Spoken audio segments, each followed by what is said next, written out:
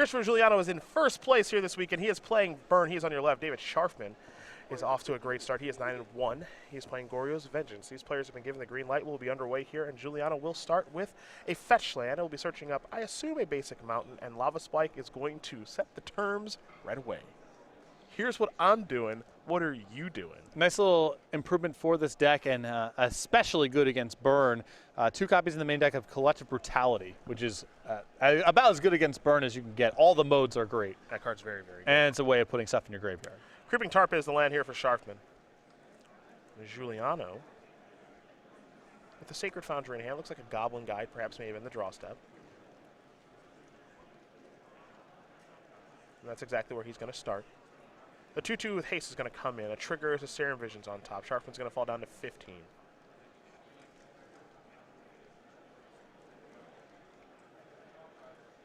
And there is a Bloodstained Mire and just a passing of the turn. Over to David we go. He picks up a copy of Serum Visions, as we know.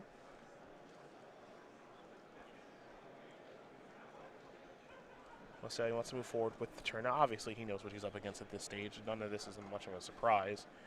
Let's see if he can handle this. It's a Serum Visions.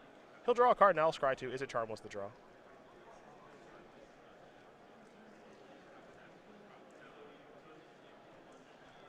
It's a much leaner build of the deck as well from Sharfman's side. He's not messing around with the Nourishing Shoal plus large green creature package that we've seen on occasion. Yeah, that was a package I know that served a lot of players well, but he is, as you mentioned, much more direct with what he's doing. He's got 4 Gristlebrand's, 4 Emrakul, the Aeon's Torn as well. Although this build of the deck may harm him in the Burn matchup because he doesn't have the Nourishing Shoal line. He may have to win more with Emrakul than with something like Gristlebrand, especially against Juliano's build that's playing with 4 copies of Skullcrack in the main on top of 2 copies of Flames of the Bloodhand. Oh, don't forget about, I believe, a Tarkus Man might be hiding out here too. No, actually, no Tarkus Mans to go around. Okay. No green mana. He's got Sacred Foundries, but he's actually just played one of those and simply passed the turn back. Sharfman's down to 13. Swamp now in hand. Maybe we'll be seeing David do something along the lines of discarding a card for his turn. Who knows? He does have some cantrips he can cast here, so that doesn't interfere with the ability to discard with hand size if he decides to take that route.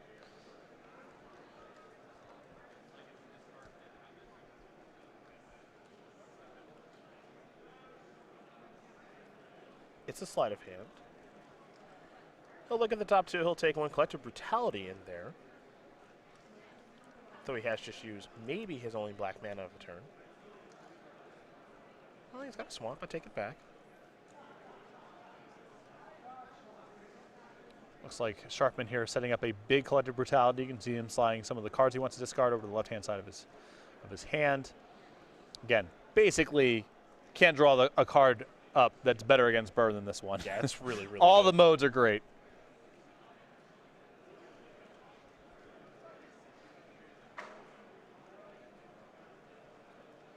Just is it time to go about using this particular card right now? That's the question. He's got Simian Spirit Guide over there. You see the Emrakul in hand. It looks like he's going to go to the Brutality. He's very much in the tank about it. All right, here is Collective Brutality. Let's take a look at this card. Discard a card if you want to escalate. So he can discard many cards he wants to do more modes. So it looks like it's going to be all 3 modes here. So target opponent reveals his or her hand. You may choose an instant or sorcery card from it. That player discards that card. Because here's a Skullcrack in response. Target creature gets -2/-2, and the target opponent loses 2 life, and you gain 2 life. So 2 Searing Blazes and a Skullcrack. Goblin Guide's going to bite the dust. Skullcrack is going to be selected. Juliano's going to be left with 2 Searing Blazes, which are not particularly good in the matchup. And now Sharfman's going to have to actually shuffle his graveyard back in because he discarded Emrakul. Yeah, very good hand here for Sharfman to see. Just 2 copies of Searing Blaze left over at 10 life. He's probably got a lot of draw steps here.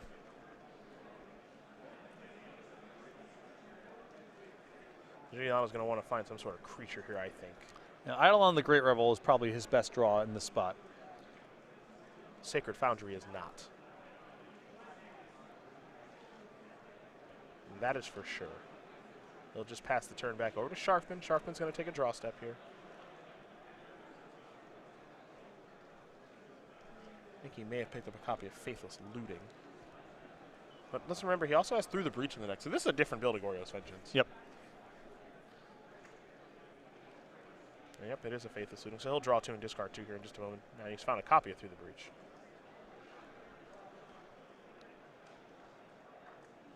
Looks like he's willing to let a Collective Brutality go, potentially. Well, that black card in his hand is actually a Gristlebrand. Yeah, I think Through the Breaching Emrakul here is the line, especially with Juliano at 15. No reason to get fancy. Almost impossible for Juliano to kill him next turn based on the information that Sharfman has. There's a Scalding Tarn. Pass that turn back. Juliano's going to draw a card. He's picked up another land. Obviously not very helpful. He can play the Wooded Foothills to leave up the copies of Searing Blaze, but as we know, Searing Blaze not very good in this matchup. Sharfman's going to sacrifice the Scalding Tarn. Going to be a Blood Crypt that he takes. Puts in the battlefield tapped as he falls down to 9.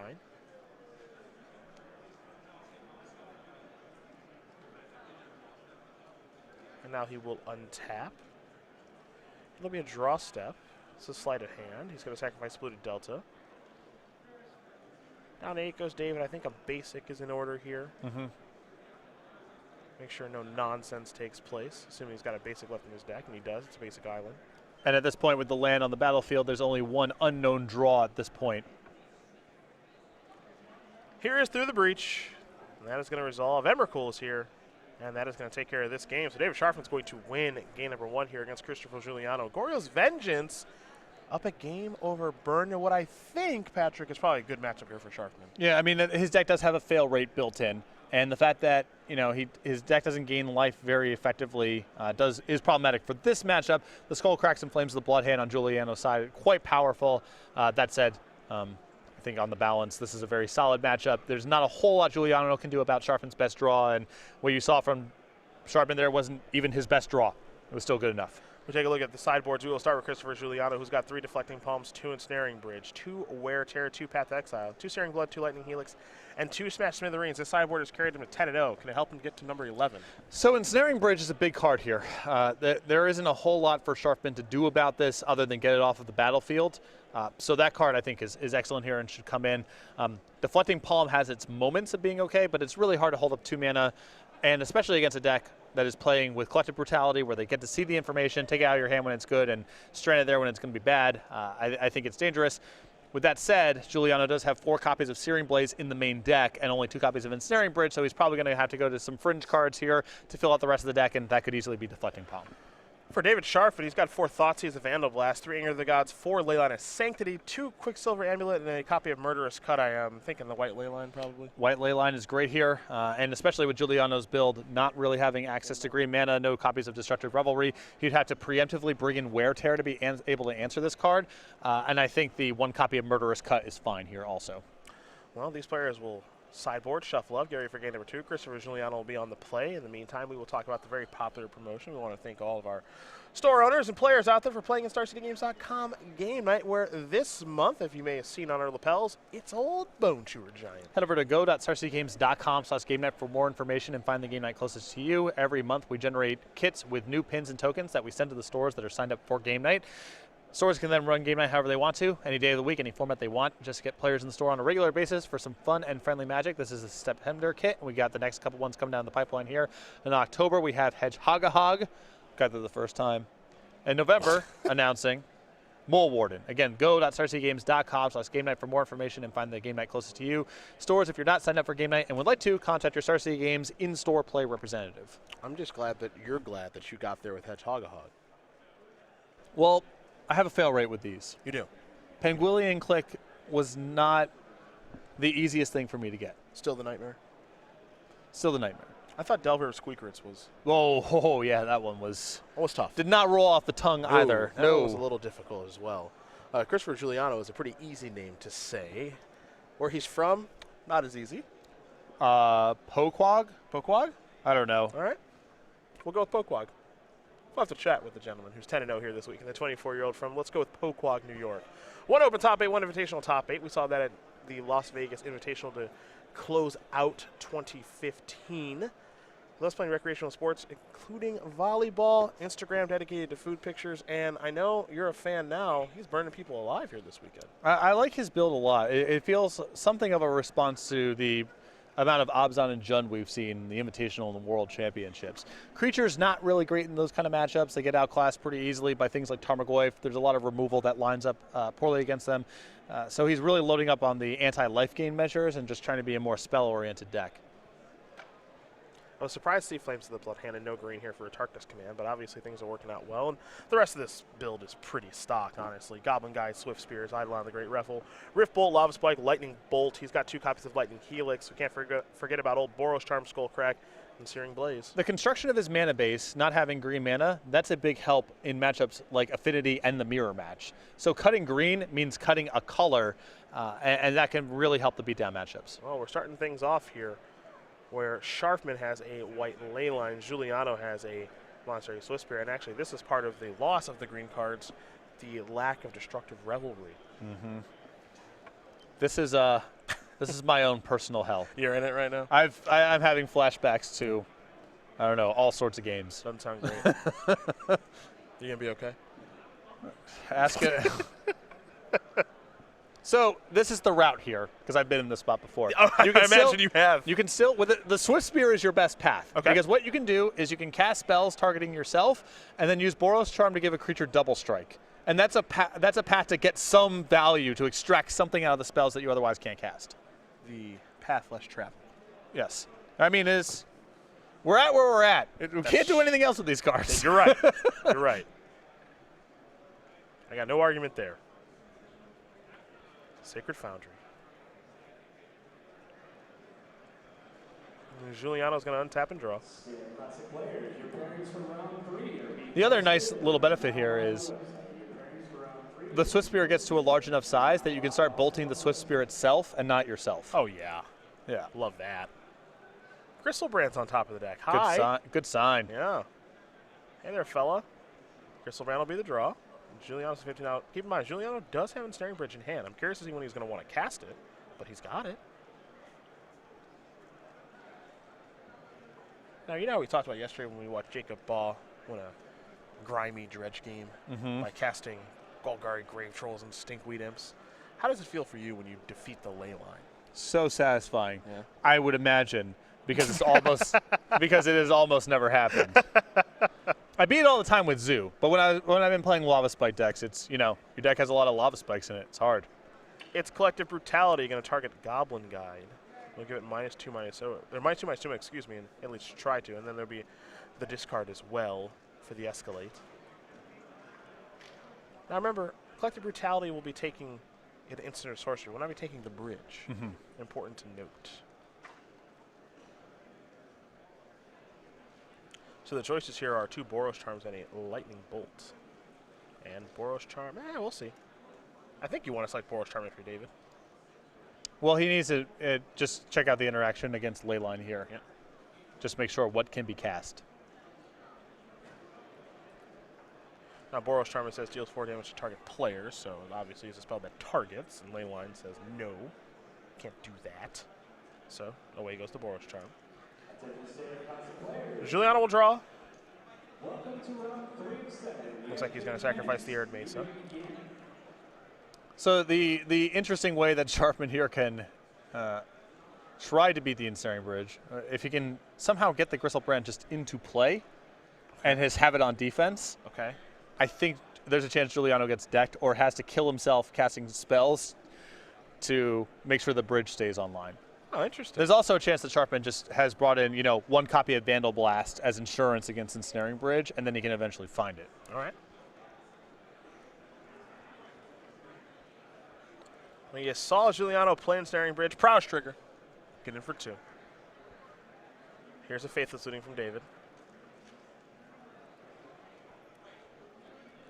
He's found another Leyline, though I don't think he has the white mana to cast a second one in his deck. Nope. And Or to even cast one, period. no Pentamp Prism either. There's no shenanigans.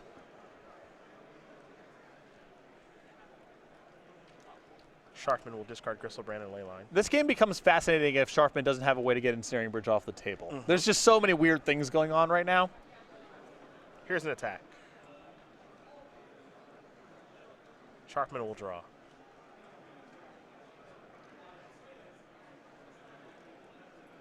Is it Charm? Not an answer.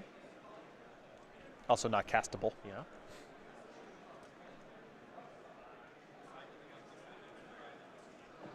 Oh no. This is the fun staring contest. Because Goryo's Vengeance is an instant. Yep.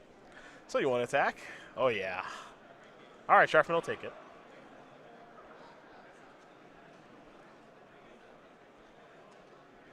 Another Faithless looting the draw. Sharfman will cast that.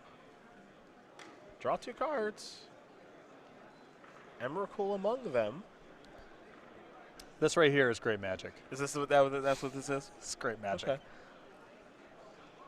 Well, if you love it, so do I.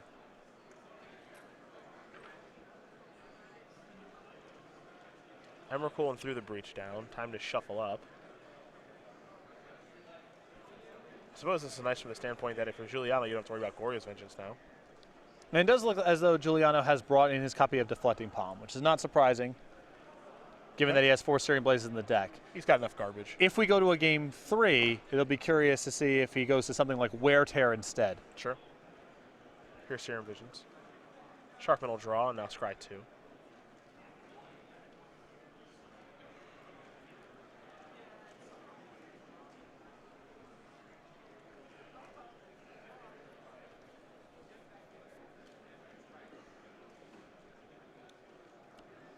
Bottoms up. Juliano's going to sacrifice the Wooded Foothills. Let's see what land Christopher wants to grab. All right, a Sacred Foundry. Well, if he wins this one, he certainly did earn it, because this is not easy for him to come by. This is another creature. Goblin Guide, all right. Attack step. Sleight of hand on top. Sharfman's down to 8. Draws a sleight of hand. Gonna cast a sleight of hand.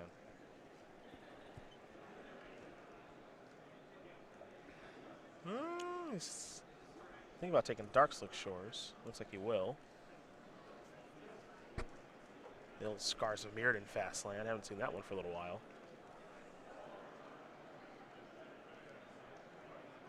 There are the shores. Pass that turn back. Let's go over to Juliano. He'll untap. Take a draw. I mean, this may be the spot now, especially with another Swift Spear, where for Juliano to just let it rip. Playing some spells to target himself. Just bolt myself, Boros Charm to give something double strike. We'll see if he sees that interaction. Trigger, sleight of hand.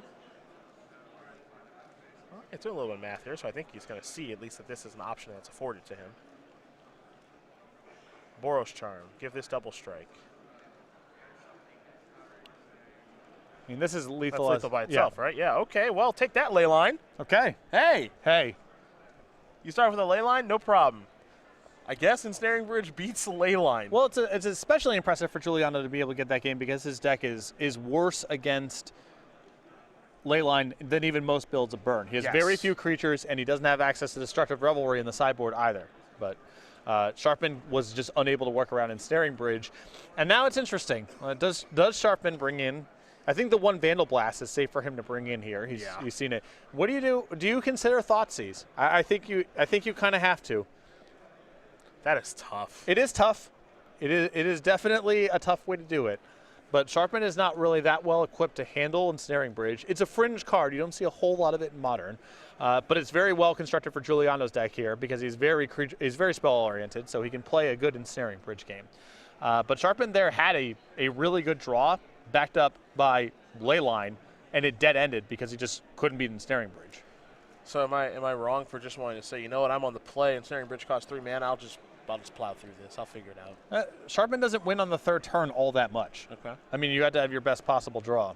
So, I don't know. Maybe Thoughtseize is too extreme. Maybe the one Vandal Blast covers you. But that's a fringe card that Sharfman's deck is just not that well suited to beat, and he may have to consider some pretty extreme measures. Yeah, this will be a little bit interesting of a situation because that was a very unconventional game of Magic, I think we could say. Yes. What we just watched there. So, who knows? Who knows if both these players will shuffle up and get ready for game number 3. Let's talk about the StarCityGames.com newsletter, which is your source for Magic the Gathering news, and best of all, it's free to sign up for. All the latest going-ons over at Star City Games with the latest information about the SCG Tour, a selected SCG Tour match of the week to watch, exclusive deck lists and advice from some of your favorite columnists, all the recent event results, an exclusive cardboard crack comic, and signing up, as Cedric mentioned, is free over at go.starcitygames.com/newsletter.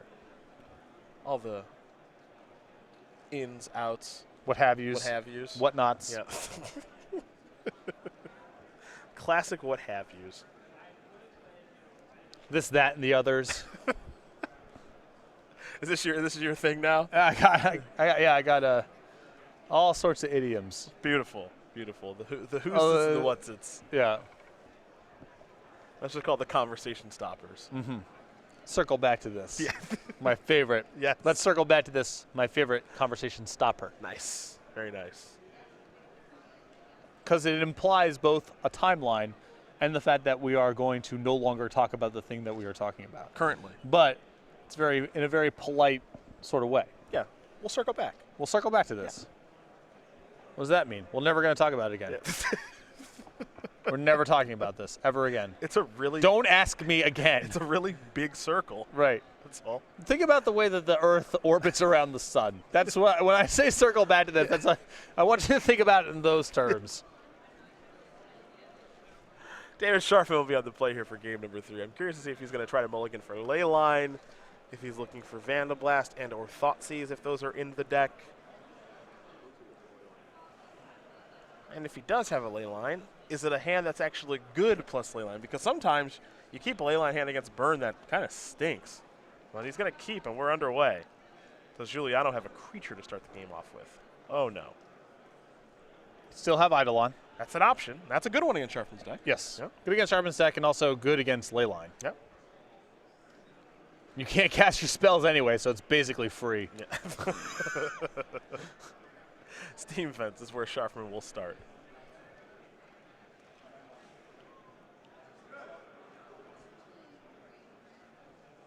Time for the former Pro Tour champion to take a draw. Goryo's Vengeance. He'll play a Polluted Delta, simply pass the turn back. His hand does not look particularly good, as Juliano is going to sacrifice a Wooded Foothills. You can see that Juliano has brought in a copy of Wear Tear, was in his deck there as he was shuffling. Maybe at the expense of Deflecting Palm. Maybe all those cards are in, but remember he has 4 dead cards and only the 2 Ensnaring Bridges, so a lot of room for him to bring in some fringe cards. Well, we found the Eidolon. He has one. And now Sharfman is going to be under the gun a little bit here. Now, if he's got a Collective Brutality to answer it, no big deal. Nope. Sharfman going to go with a Watery Grave.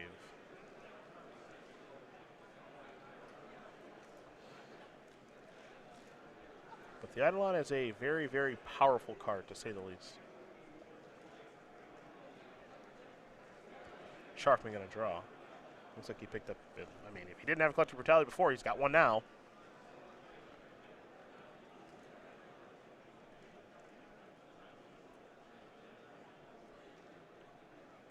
Curious to see if he wants to use it on this turn.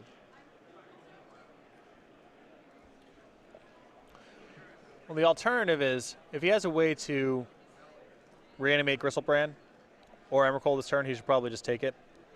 Because he can do that out in front of Ensnaring Bridge. The Collective Brutality doesn't really insulate him from that. This is Collective Brutality. No, escalate. Just kill the Eidolon, take 2. Play a land in Steam Vents. Pass that turn back over to Juliano, who will draw.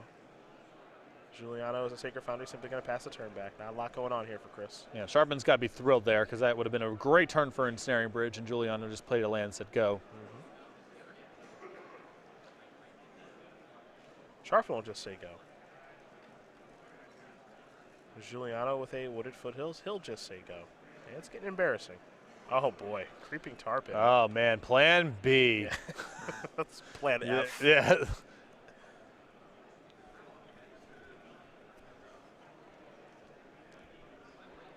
There's a Sacred Foundry. It's funny, game 1 in a matchup like this, just a pure race.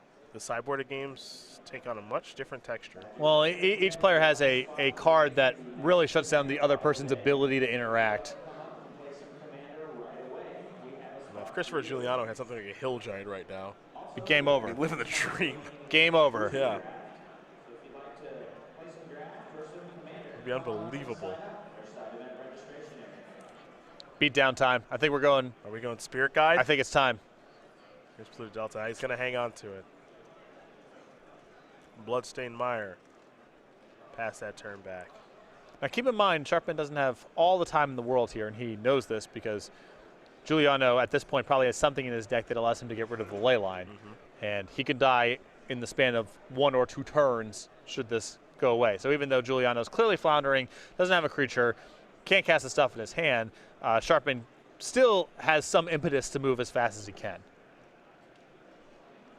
Sharfman will draw. Hey, Emrakul, what's up?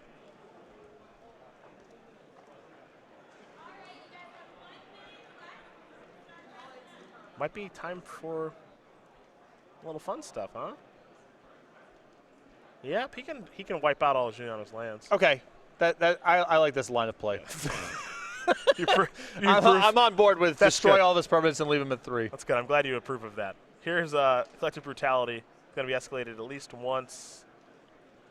Trigger on the stack from Emrakul shuffling in because it's an additional cost to discard a card. He's going to Goryo's Vengeance the Emrakul. There are no deflecting palms to see. So this was a place where I was a little bit critical of Juliano's line of play in the last couple of turns. I do not think that he should have been fetching as aggressively as he was for Sacred Foundries, because if this situation came up, which it now has, he no longer has white mana in his deck, so he can't break out of the white ley line even if he draws Wear Tear. That's bad news.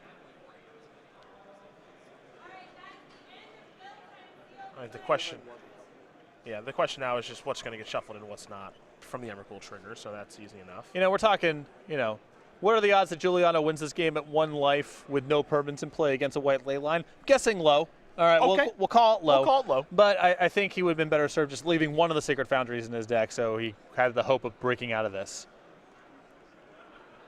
I guess the Creeping Tar Pit just. You think that's going to finish it? Probably does it, The yeah. Tar Pit will take care of it.